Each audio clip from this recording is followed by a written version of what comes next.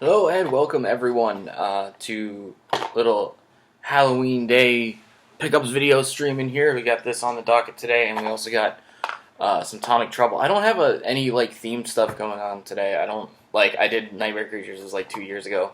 Was my N64 Halloween stream. I didn't plan anything like that. Nothing feels right this year. It's fine though.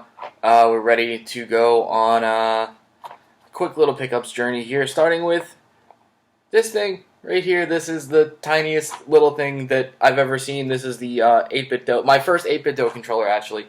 I realize the lighting is weird here because I have you can see the string of Halloween orange and purple lights going down here, and I'm looking at the camera. I'm like, oh, the lighting is weird today. I'm like, oh, that's why. It's my fault. But yeah, if you haven't seen one of these things, I have very little actual use for it because it's so tiny. But I just think they're not expensive, and I just think it's the most adorable little thing ever. It is this big. This is the 8-bit Do 02. It's got basically all the SNES buttons on it. It's got exactly SNES buttons. And it's this big. It's, oh my god, look at it. It's so tiny. It is so tiny.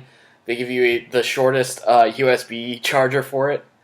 I think most 8-bit Do controllers come with a pretty short one, but I think it's fitting for this one.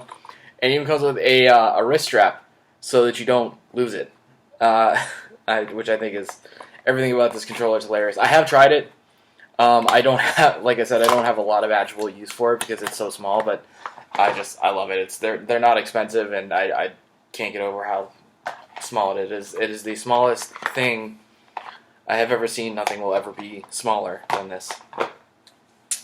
But anyway, a couple of Switch games going on over here. I'll start with SNK Heroines Tag Team Frenzy. Cool. I thought this was a cool SNK fighter when it came out. I think it came out 2 years ago. What's the year on this, actually?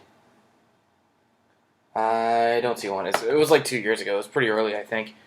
The SNK Heroines, sort of like a follow-up to Gals Fighter from the Neo Geo Pocket.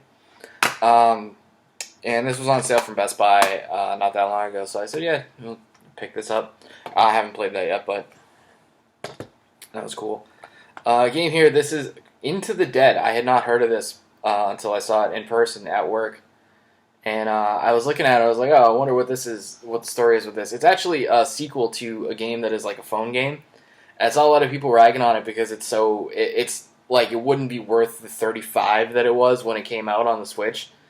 Because it is a lot like just being a phone game, but I do think it is a cool game nonetheless, and if you bought it on your phone, it'd be cool. It is sort of it's a first person, and it's a shooter. It's not like calling a first person shooter because you don't free roam, or you don't even really necessarily aim. It's sort of like a runner game, not an endless runner like Temple Run or anything like that, but it's a runner game, and you run from point A to point B, and you just have to mow down the zombies that are in your way and rack up kills and rack up points and stuff. And there's a lot of upgrades to be had. I've played it a little bit, and I thought it was really cool. And I also thought it was cool that it has Night of the Living Dead and Ghostbusters content in it. So that's overall, it's just a really cool little game, and it's not $35 like it was when it came out anymore. It's under $20, so I think for a game for under $20 that you can play for a couple hours, which I think I played it for an hour maybe. I thought it was cool, but I haven't popped it back in lately since I've been playing other stuff. But I do think it's cool. You can have dogs and stuff. You get dog companions and different guns and different upgrade trees. It's overall it's a pretty cool game. It's just I understand the launching at $35, even though it is physical. I understand it's probably not worth that. And then Blacksad, Under the Skin, another game. I'd actually seen this once before, and when I saw it, because it has a big collector's edition sort of box like this, and I looked it up, and I had seen that the Switch port was not great, so I kind of held off on it strictly based on that, and I think the price dropped on it because of that, and now this game is pretty cheap, and I think they've patched it because the reviews that I see on it now are a lot better. And it's a sort of a adventure game, a adventure mystery game, and it's got all this. This is the main reason I bought it. I did think it looked cool. You have a very rip-off Batman character right here. And all the other characters, I guess, are animals because it's like on the screenshot on the back, there's like a rhino. So I guess like you're in New York City, but like there's all the. It's sort of like a BoJack Horseman, like everybody's just animals. But we got a cool little lenticular slip thing that goes in the front of the window for the slipcover. So that's cool. And then there's these postcards which I haven't opened, but they fit in here nice because they're the size of the cover. And then there's the game. So I haven't played it yet, but I do think it looks cool. I'm very much more likely to grab something. And Microids is a company that understands that because I also bought that Flashback Collector's Edition when I came out, and I played that game for like 10 minutes, and I still like cannot adjust to Flashback. I know it's a good game, and I know it's cool and everything like that, but I'm so not used to the controls in that game. I'd probably feel the same way about Blackthorn if I played it. This is the game it always reminds me of. And one PS1 game here, this is Shadow Master. It is sort of on the... I do think it's a little bit on the low tier, but I think it's a really cool looking, very similar to Hexen looking first-person shooter. So we're talking boomer shooters here. I have my friend Ryan, I was talking to him the other day. Human Contact with masks on, obviously, because it was at work. Playing a lot of boomer shooters and stuff. And this, I don't think this is like originated on the PC or anything like that, but this is sort of the game that he's been really into lately, and I've seen this a long time, and I finally picked it up because I do think it looks cool, because I really, really like Hexen on the N64, even though it's really hard. So maybe pop this in and see what the story is on that one of these days, but in general, it's like, yeah, it's a 90s first-person shooter with a fantasy vibe. Borderlands Handsome Collection for Xbox One here. I think I really just wanted to alleviate the desire to get Legendary Collection on the Switch, even though it has a physical, because the physical on all those 2K collections, as good as they are, the games, the XCOM, the BioShock, and the Borderlands collection, they have physicals, but there's like nothing on the cartridge. Like half of Borderlands 1 is on the cartridge for the Legendary Collection on the Switch. And then you have to download like the rest of Borderlands 1 and Borderlands 2 in Handsome Collection pre-sequel. I keep looking at this and I say Handsome Collection because that to me is like, this is a game. It's not a game. It's a 2-pack. And I'm like, yeah, that's 45 gigabytes that I'll spend on two and a half games. I'm not interested. So this was sort of like, this is less than $10 now, and I just wanted to like get something to say like, okay, you don't need this. Like, if you're gonna play Borderlands, like, you get an upgraded experience on this, and you don't need that Switch collection that you pretty much have to download the whole thing. Madden 12 Hall of Fame Edition for the PS3. Why do I buy Maddens? Why do I just buying Maddens over here? But I have a weird thing with Maddens. I'll probably do this in a couple years with the Madden 19 with the TO cover. But Madden 12 Hall of Fame Edition has this cool Marshall Faulk cover, alternate cover with a slip cover on it, where it's like a trophy. And inside of it, there's a cool little autograph, like legit autograph card. Like you can tell, like they brought him in and signed all this shit. Disc is different and everything, so I mean, this is kind of cool, like package to have. I like having this. I like I'll buy Maddens when they're the weird copy of them. So, like, I have Madden 08 for the GameCube because it's the last GameCube game that came out in North America, and I have 2 versions of Madden 09. I have, neither of them have Red Favre on them because one of them is the Collector's Edition and one of them is the Spanish Edition. So that's a sort of, like, I like having stuff like that. That's all it is. And like I said, I probably will buy the TO cover Madden 19 when it's, $5 or less in a couple years, just when it comes through. Here, I waited on this game for a really long time. Backyard Baseball for the GameCube. And I don't own a lot of the backyard sports games for consoles because as much as I love them, as I grew up on them and everything, like so many people did, but my experience goes back to when I was growing up, and I was like, oh, I can play Backyard Baseball on the PS2. And then you put it in, and it's like really slow and kind of sloppy, and they don't have the same graphics or anything like that.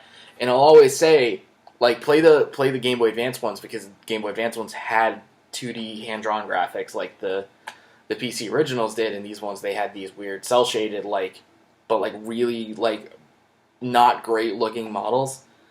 But just to have one of each of them, particularly on the GameCube. So I've got this in Backyard Football on the GameCube, and I don't know if I'll get basketball at some point on anything, but it's good to have this. The people that they advertise on the back of it here. I remember Backyard Baseball 2003 is the one that I had on PC when I was a kid. And I had Football 2002. And that had a handful of pros in it. But Baseball 2003 had one player from each team. So they had 30 pros. So you could make 4 teams with... three and a half teams. But 3 different teams with just 9 pros on them, and you would not have any doubles. So that was always funny. And I say 4 teams because you'd have to have Pablo Sanchez on one team, and then I wanted to say Jacinda Smith is the one. Oh, Stephanie Morgan. I think Stephanie Morgan is the one that is really good in the baseball games because she's backwards cap, she's clearly a baseball kid. But on the back here, anyway, Mike Piazza, Sammy Sosa, Barry Bonds, Pedro, Jim Tomei, and Ichiro. Funny to see, Barry Bonds, and imagine him as a small child and, still be the most terrifying hitter that you can ever imagine. And moving on, 360, Call of Juarez. Call of Juarez 1 is only on the 360. I have the other 2 on PS3, so Call of Juarez, Bound in Blood, something like that, and Call of Juarez, The Cartel, which is weird, modernized. It's not even Western anymore. But the first one, I hadn't had the first one, and I actually really wanted to play the series, because I do I've tried to play Red Dead Redemption 3 or 4 times, and I can never get through that first hour because it's really slow. But I've also tried to get into Gun, which is a cool game, and I really like that game. I haven't really played it for a long time, but I think the storytelling aspect of it is cool. And from what I've seen, a similar cool thing going on in Call of Juarez, but I never had the first one, so I never really started with it. So I finally had to just go out and grab that. It's less than $10. I was just oh my god, I have to get this at some point. And then lastly, we got 3 PS4 games here. Battlezone, which is a VR game. I've been I haven't been buying a lot of VR games lately because I haven't been using it a ton. I did play through the Until Dawn Rush of Blood shooter recently, which was awesome. And I'm so I played it in one sitting, and there was a lot of moving around in that game. And the thing that I really held off with Battlezone was I had those demo discs. I had the first 2 versions of the demo discs, and I was really glad to be able to try all the stuff, a bunch of the different these are VR games, and you won't really be able to try them otherwise. And Battlezone was the one that I was really I really liked the game and I liked the concept of it. But that was the game that when I tried the demo, I was this is way too much moving around, and it's you need to adjust to the VR and be in the zone of the VR. So I really held off on getting this for a long time. And then most recently playing the Until Dawn game, I was yeah, I think I can, even though you're seated the whole time, there's a lot of that moving, there's the roller coaster aspect of it, so I was yeah, I finally, I would have picked this up at some point anyway, but I finally did. I was yeah, I'm cool getting Battlezone. This one here, Fighter of the Nightmare, Daymare 1998. This is a weird looking game. This is a very obvious complete ripoff. They'll say homage, and so on. But Daymare 1998, literally named 1998 because of Resident Evil 2. This is a blatant copy of Resident Evil 2 that someone made for the PS4, to go hand in hand with the Resident Evil 2 remake. It's so funny to see, everything that went into making the Resident Evil 2 remake a modern game. They seem to be trying to do that with this game, and it's a $20 budget game. And a lot of people have said, there's a lot of talk about this game as far as what you can say a lot is for a budget title published by GS2, which is this company that's been cropping up lately with the most, horrible generic-looking logo I've ever seen. They've published a couple games this past year. Some like budget, some like really budget stuff. And then this one just looks so interesting though, because it's like you made a survival horror game. You made a straight up like copied Resident Evil 2. Like you tried at on some level, and I've heard good things about it. At the very least, to say it's budget Resident Evil 2. Like that's what it is. And I saw like my expectations, they might not be that high for it, but for $20, I was like, I have to own this game. It's so weird. It's so weird because it's so blatant. Like, look at the font. Look at the title. Look at the name of the. You can't really see it that well in this lighting, but the cop has HADES on it. Hades. It is an acronym. It stars Hades. Oh my god! Like every time I look at this game, I'm like, this is blatant. This is so blatant. And yeah, I'll make a call on that at some point. It's so interesting to see that. And lastly, this game, Maneater for the PS4. Oh man, I saw this. People have been talking about this game since it came out a couple months ago. This is I'm into this game. I'm playing it. I'm about halfway through. This is the definition of this game might not be mechanically the strongest. It might have a lot that needs more fleshing out. It might have some technical issues. The frame rate definitely drops a lot when you're like moving the camera when you're swimming fast.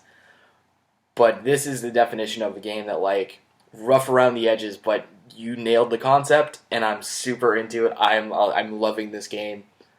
Maneater. I think the thing that made me finally say I want to pull the trigger on it is that I found out it's narrated by Chris Parnell. The setting, like the story of the game, is that it's a like a Deadliest Catch style like nature documentary, and so there's like a film crew like filming these guys who are shark hunters, and you catch up with them every once in a while as you make your way through different sections, and that is narrated by Chris Parnell, and it's a really really good time. And Chris Parnell says stuff like while you're doing the shark stuff too. It's not exclusively in those cutscenes. He's pretty omnipresent. God, I'm really into this game. It's like a 7 out of 10, 8 out of 10 game, and a lot of that comes from creativity and just style and goofiness. This is going to be a launch title for the PS5 and Xbox Series X. The fucking names. The new Xbox and the PS5, and it's going to be a $40 game. So if you're looking at, oh, I want to get another game, and I don't know what the next gen experience is going to be like for this game, because this is clearly a PS4 game, like, on its best day. It could be, like, it's almost a PS4 game quality, like, A-level title, but realistically, it's like a AAA PS3 game, in most of it. And, if it's going to be $40, I saw it on, Amazon and, like, Best Buy and stuff when I was shopping for this. If you want another game, if you want to grab another game and not pay the full $70, pick up Maneater for your PS5 or Xbox. I think you'll be happy with it. I don't know what the port's going to be like, but this is worth your attention. I may upgrade to it. I may upgrade, year and a half down the road when I get a PS5. I may upgrade to a PS5 copy. That's how much I'm into this game right now. And that's it though. I've been talking about just the same 2 PS4 games for 5 minutes. Yeah, pretty small stack this month, but some really, really interesting stuff. Like I said, these 2 I saved for last specifically. Anyway, it's Halloween, but I'm not doing anything specifically Halloween. I do have Tonic Trouble on the 64 to start because fuck NFL Quarterback Club 2000. It is going to go down as my least favorite football game on that system, I'm sure. Yeah, Tonic Trouble, I'll get to start that, and then I'll probably finish this. Cool, thanks. See you later next month, however often you watch this stuff. Bye-bye.